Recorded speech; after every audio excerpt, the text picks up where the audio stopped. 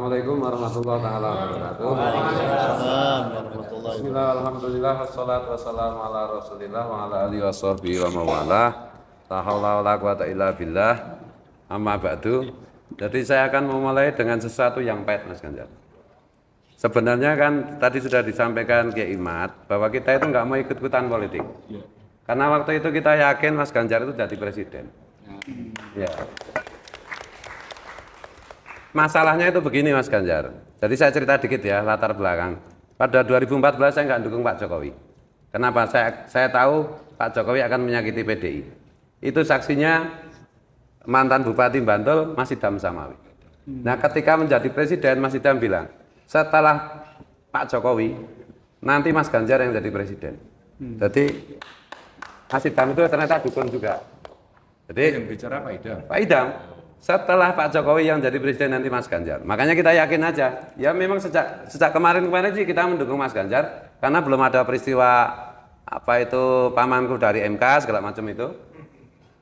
Dan hari ini dengan segala macam kita jujur aja nggak usah basa-basi lah. Oh Pak Ganjar presiden. Enggak, keadaannya ini Pak Ganjar bisa kalah. Jujur aja. Oleh karena itu saya mau dari Jogja seumur hidup saya nggak pernah mau mendatangi politisi. Tanya santri-santriku, nggak mau saya. Tapi karena ini Pak Ganjar bisa kalah, saya harus datang. Tanya Mas Imad, Kiai Imad, Pak Kesmogi, kemana-mana saya nggak pernah mau kan? Iya. Ini posisinya seperti ini, jadi kita jangan hahahi, enggak. Kalau kita mau Pak Ganjar menang, kita harus serius. Kita jangan, oh mudah-mudahan Pak Ganjar presiden, Pak Ganjar, kose. Satu, apa aku jenenge? Wahyu Makutoromo itu belum turun. Iya. Pada siapapun. Pada siapapun. Jadi bisa turun kepada siapapun.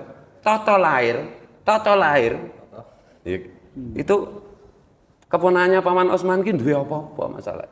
Jadi mari kita jujur, kalau kita mau menang, ojo ngomongnya kok kan basa-basi dong. Kita kepengen Pak Ganjar menang enggak? Kalau kepengen ya serius gitu. Ini malah saya sudah saya siapkan nanti jadwal Pak Ganjar kapan, kalau bisa deklarasi di Pleret. Karena kita Wahyu Makutoromo turunin ning Pleret. Kenapa saya bilang begitu Pak Ganjar? Kenapa saya bilang begitu Pak Ganjar? Namanya Bunyai Nur Watu Congol bin Mbah Dalhar Watu Congol. Satu-satunya putra putri dari Mbah Dalhar Watu Congol masih hidup. Yang sejak bayi itu diasuh oleh Mbah Nabi Khidir dan terkonfirmasi secara akademis, secara intelektual. Itu bilang, Kiai Fuad kudu ngundang Mas Ganjar. Nek ora iki aku kuatir kalah. Loh kok gitu Bunyai? Iki sing dawuh Mbah Nabi Khidir. Sinten sing Bunyai Nur Watu Congol. Oh. Jadi itu sufi enggak bisa dijangkau lah itu. Karena jadi nanti beliau nanti Pak Ganjar bisa akan iki dawuhe Mbah Nabi Khidir, posisi Pak Ganjar iki kudu ditulung. Sajeke lho Pak Ganjar, aku Pak Jokowi ora nulung lho. Pemenang Pak SBY kan gitu. Gandeng ada pembicaraan mengenai ini. Aku kan kiai tadi ya rada halu-halu sithik lah. Aja dikira mung Habib sing iso halu gitu.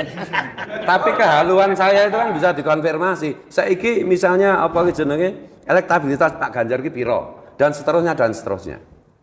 Jadi cuma ini aku halune agak kurang karena aku nak neng dolan neng DPP PDI ki ana AC-ne tetep ngerokok. Ning kene aku wedi ya. Jujur wae. Karena Pak Ganjar orang rokok Mas. Padahal ini rokoknya Profesor Greta jadi sehat. Tapi enggak apa-apa kita hormati karena kita sedang mengupayakan Pak Ganjar untuk menjadi presiden. Oh jangan bilang Pak Ganjar pasti jadi presiden. Enggak, itu menurut saya omong kosong. Apalagi ono gerakan-gerakan piye carane Pak Ganjar orang masuk putaran kedua, ya kan? Mampus kalau nggak bisa masuk putaran kedua. Yang ditakuti oleh keponakannya si Paman itu kalau Pak Ganjar masuk putaran kedua. Sing dibuntuti Pak Ganjar kan, sing dibuntuti karo ponakane Paman Osman itu kan Pak Ganjar terus. Mbok jujur aja kita ngomong kayak gitu. Ya. Gitu loh. Oleh karena itu, mari kita satukan simpel-simpel. Jadi gini Pak Ganjar. Iki sebagai kiai iki mung terkenal ning YouTube kabeh, asli. Iya. Kita itu bukan tipe yang tukang pidato ning pinggir dalan apa kiai ngamen itu enggak gitu. Kita bukan abdi dalam ocehan bukan. Tapi masa kita itu tersebar dari apa jenenge dari Aceh sampai Papua. Dan ini kalau dikumpulin itu baru 3 minggu yang lalu tuh algoritma YouTube itu mengatakan bahwa topik nasab yang kita omongkan itu kalah karo topik Pilpres. Iya Pak Ganjar. Jadi bisa diperiksa lah nanti. Itu ya. Jadi mari kita satukan. Jadi misalnya saya orang Jogja, belum tentu orang Jogja cocok dengan saya. Tapi orang Papua, orang Kalimantan, orang jenenge Sumatera cocok. Kiai Imat kini Banten ora patek terkenal. Oh nyatane bojone ming loro. Nah itu lah. Nek terkenal banget iki bojone papat. Bapak Ya. Sorry Pak Ganjar ini. Kalau soal bojo dia itu junior saya. Bojoku papat kok. banyak belajar gitu. Jadi gini Pak Ganjar, apalagi ada isyarat lain lagi, Kak Moh Abuya Mutati. Jadi ibune Kak Moh itu kan bude saya. Kak Moh kayak orang tahu-tahu nih ngomong tentang pilpres macam-macam. Baru kali ini kan secara terang-terangan Pak Ganjar belum datang, aku milih Ganjar. Ditekani ponakane si paman, aku tetap milih Ganjar loh. Bagiku ada dua orang yang bukan secara akademis saja konfirmasinya, tetapi secara mistis gitu ya. Ada yang laki-laki namanya Kak Mutati atau Abuya Mutati, kemudian ada Bu Nyai Nur, dan sama-sama gelisah nek Pak Ganjar orang menang. Masa aku santri Kiai Junior orangnya wangi, ya kualat aku. Jadi gitu Pak Ganjar. Perkara nanti Pak Ganjar dadi presiden, ora sah tepung aku. Gitu loh. Wong aku ora penting gitu. Aku golek bojo meneh soal program. Jadi kalaupun terkait dengan isu ini ya, terkait dengan isu nasab, teman-teman itu hanya memohon. Indonesia kan negara besar. Terus kemarin-kemarin sama Pak Jokowi itu, uang BRIN itu kan curhat sama saya. Dana penelitian kan mau pirang triliun Pak. Ngantek tisu iuran arep tuku tisu kantor. Kan itu, mbok BRIN ini kayak idolanan apa digawe ke laboratorium tes DNA. Wong murah kok. Orang ngantek 100 miliar itu Pak untuk kelas mini lah. Untuk kelas Indonesia mungkin ya ora ngerti aku hitung-hitungannya ya. Aku ora ngitung dit, ora tau dit. Intinya itu, nek kita mau melayani Pak Ganjar, tes DNA iki siji. Men orang ngaku-ngaku nabi, wong keturunan Yahudi, Kajar, Yahudi KW itu Pak, bukan Yahudi asli itu. Dr. Arikim itu Yahudi asli itu. Suku 1 sampai 2 ini suku ke 14 atau 15 ora cetok.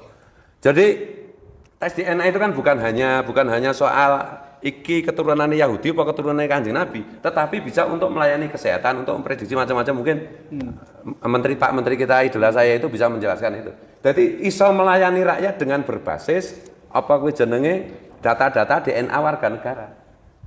Jadi misalnya setiap bayi lahir itu disediakan fasilitas tes DNA. Wong murah kok Pak. Supaya nanti ini anak ini bakatnya apa, kecenderungannya piye, rentan penyakitnya apa, dan seterusnya mudah dipetakan. Ngaten nggih anu Pak Rohmin ya. Dan yang berikutnya nek bocah kuwi maling gampang dicekel. Kan kalau di Amerika, di Inggris itu kan gitu. Di Cina itu setiap bayi laki-laki pasti tes DNA Pak. Jadi ya ini saya ngomongnya ngawur ya, karena aku kan marhenis pinggiran gitu loh. Jadi kalau Pak Ganjar katanya marhenis aku lah. Nyatanya Pak Ganjar iso dihapusi kayak aku ra iso dihapusi ya. Jadi gini Pak Ganjar. Kalau Pak Ganjar berkenan, mari kita satukan. Tanggalnya piro wae terserah. Bisa dipleret, bisa dimanapun. Nanti kita bersama-sama menyerukan kudu milih Pak Ganjar. Nek ra milih Pak Ganjar, ya wis nek negara Indonesia ana apa-apa ora tanggung jawab kasarannya kan begitu. Karena yang bicara ini khawasul khawas. Bu Nyai Nur itu khawasul khawas. Nek Mbah Mufid agek khos tok, gitu. Garwane agek telu soalnya. Ukurane bojo ya. Jadi itu Pak Ganjar, kita itu prihatin bener, khawatir bener nek Pak Ganjar ora menang. Meskipun kata kunci saya sudah diambil oleh Bu Mega dan kawan-kawan, saya bilang kan Mahfud MD adalah kunci, itu kan ada jejak Tetapi perkembangan ini medeni ya menurut saya. Tak pikir itu ora sebrutal ini kan lho Pak pertarungannya itu. Nek kita mau jujur loh. Dadi ora mung Fatihah, Fatihah ora nyambut gawe ora dadi. Iya, jujur baik. Jadi monggo Pak Ganjar responnya bagaimana omongan saya yang brutal kayak gini, tapi ini semata-mata karena satu, atas amanah Bu Nyai Nur, saya harus membela Pak Ganjar mati-matian. Tuh.